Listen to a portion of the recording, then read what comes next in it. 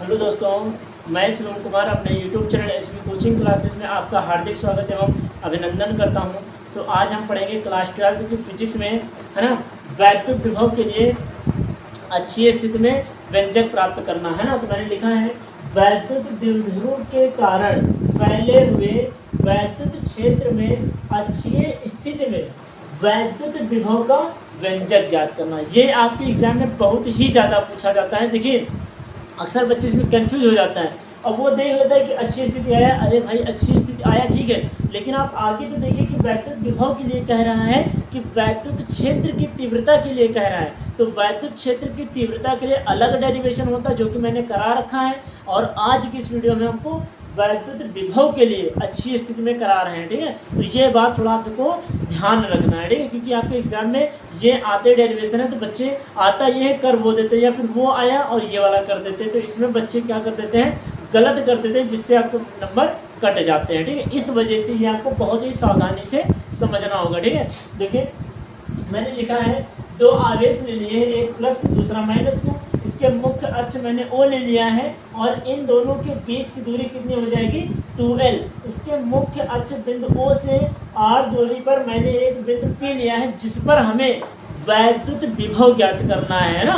तो यही आपको जो मैंने बताया भाई आपको हिंदी लिखनी पड़ेगी। तो देखिए हम बता देते हैं, लिखेंगे माना एक द्विध्रुव जिसके दो आवेश -q तथा +q एक दूसरे से 2L दूरी पर स्थित है।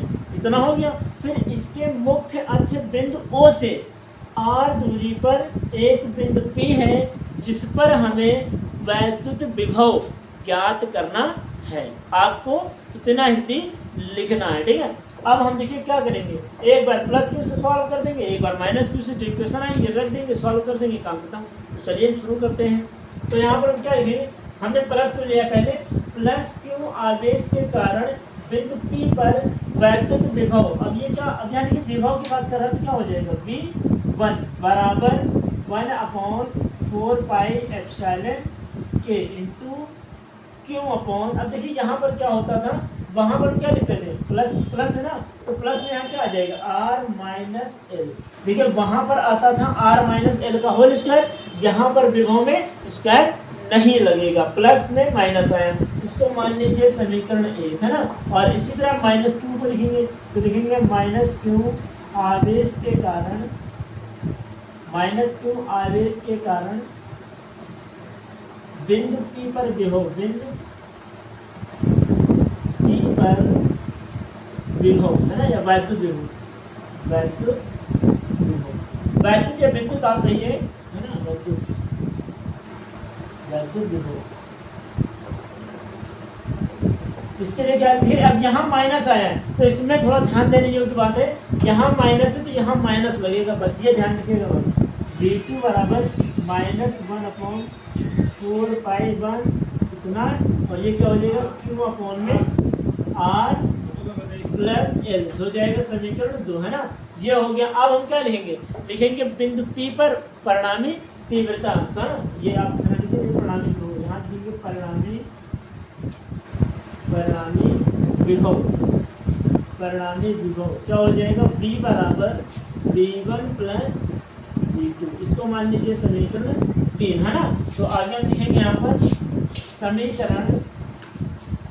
समीकरण 1 व 2 का मान समीकरण 3 में रखने पर, समीकरण 3 में रखने पर, है ना। तो आप ऐसा करिए, आप इनका स्क्रीनशॉट ले लीजिए ताकि हम इसके आगे आपको बता सकें। तो आप इतना स्क्रीनशॉट ले लीजिए, फिर हम आगे आपको बता रहे हैं, ठीक है।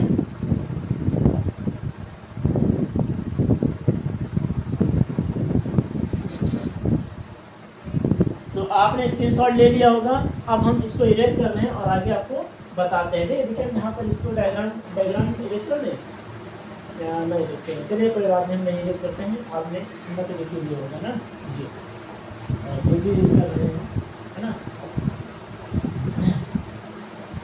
तो चलिए अब यहाँ से देखिए क्या करना है, तो V1 और V2 का मान किस में रखना है, 3 में। तो यहाँ देखिए V1 का मान कितना है, यहाँ देख रहे हैं 1/4 ये हो जाएगा v बराबर, यहाँ हो जाएगा v बराबर 1/4 pi epsilon k into q upon r minus l, ये हो गया है ना। अब देखिए यहाँ पर प्लस है, प्लस तो ठीक है ये, लेकिन v2 का मान जब आप रखेंगे तो ये वाला माइनस नहीं आ जाएगा, तो प्लस और माइनस क्या हो जाएगा, माइनस, तो यहाँ क्या हो जाएगा माइनस, ये हो जाएगा 1/4 पाई एप्सिलॉन k, ठीक है, इंटू क्यू अपॉन में r प्लस l, है ना, ये हो जाएगा। अब हम इसको इरेज के दे रहे हैं पूरा, क्योंकि आपको स्क्रीनशॉट तो ले ही लिया होगा, है ना, तो हम ये इरेज के दे रहे हैं, ये हमने इरेज कर दिया, ठीक है। अब क्या करेंगे यहाँ से, देखिए अब कॉमन क्या लेने वाला है यहाँ पर, तो कॉमन आप कहेंगे सर क्यों अपॉन 4 पाई एप्सिलॉन के कॉमन हो जाएगा, क्यों, क्योंकि देखिए यहाँ पे क्यों आ रहा है, यहाँ ये आ गया, यहाँ पे क्यों आ रहा है, यहाँ ये क्यों, r माइनस है r प्लस है, वो तो कॉमन होगा नहीं, तो यहाँ क्या लिखेंगे v बराबर कॉमन क्या ले लेंगे, क्यों अपॉन में 4 पाई एप्सिलॉन के, अंदर क्या बचेगा, अंदर आपको बचेगा 1/r माइनस l, ये बचेगा, फिर माइनस, और ये बचेगा 1/r प्लस l, है ना, ये बचेगा। अब क्या करना है, क्रॉस मल्टीप्लाई करा दीजिए इसका इससे सामने, v बराबर क्यू अपॉन 4 पाई एप्सिलॉन के, है ना, तो यहाँ क्या हो जाएगा, देखिए r प्लस l का 1 से कराएंगे क्या हो जाएगा, r प्लस l हो जाएगा, 20 में इसका किसान माइनस, और इसका मल्टीप्लाई इसी से हो जाएगा, कितना होगा r माइनस l, ये हो जाएगा। और देखिए देखिए एक ब्रैकेट में a माइनस बी और एक ब्रैकेट में a प्लस बी, फार्मूला किसका बनता है, a square minus b square, यहाँ क्या हो जाएगा, r का स्क्वायर हो जाएगा, ये हो जाएगा r का स्क्वायर प्लस और माइनस माइनस l का l से करा दीजिए, कितना हो जाएगा स्क्वायर, ठीक है। अब आगे सॉल्व करिए, तो v बराबर क्यू अपॉन 4 पाई एप्सिलॉन के, यहाँ से क्या हो जाएगा r प्लस l हो जाएगा, माइनस का r हो जाएगा, और माइनस माइनस प्लस, तो कितना हो जाएगा l, ये हो जाएगा r square minus l square, है ना, तो ये और ये खत्म हो गया, क्यों, क्योंकि a प्लस a माइनस खत्म हो गया, तो l और l जोड़कर कितना हो जाएगा 12, v बराबर क्यू अपॉन में 4 पाई एप्सिलॉन के, है ना, ये बचेगा 12, और यहाँ क्या लगेगा r square minus l square, है ना। अब आप डायग्राम में देख सकते हैं, क्योंकि r का मान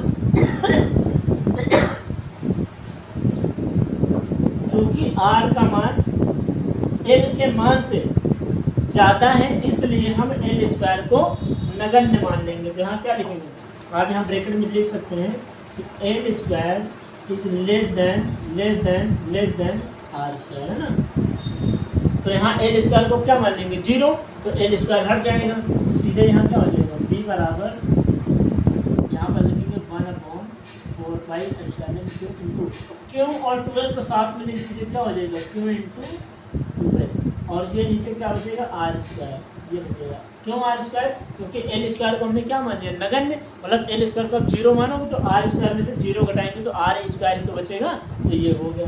अब उसके बाद देखिए यहाँ पर क्यू इंटू 12 किसका फार्मूला होता है, तो आपको बता रखें वैद्युत द्विध्रुव आघूर्ण का फार्मूला होता है, तो यहाँ क्या बचेगा, v बराबर 1/4 पाई एप्सिलॉन के इंटू ये हो जाएगा p, क्यों, क्योंकि q इंटू 12 p होता है, और नीचे क्या हो जाएगा r स्क्वायर, और ये आपका क्या हो जाएगा, ये आपका गया वैद्युत विभव के लिए अच्छी स्थिति में वैद्युत विभव का व्यंजक, है ना, ये रहा। और अगर आप यहीं पर k बराबर 1 रख देंगे तो क्या आ जाएगा, v बराबर 1/4 pi epsilon into p upon r square, बाकी विभव का मात्रक तो वोल्ट होता ही है, आप वहाँ पर वोल्ट लिख सकते हैं, ठीक है, या जूल प्रति कूलम में लिख सकते हैं, क्योंकि v बराबर क्या होता है W/2, है ना, तो जूल प्रति कूलम हो जाएगा।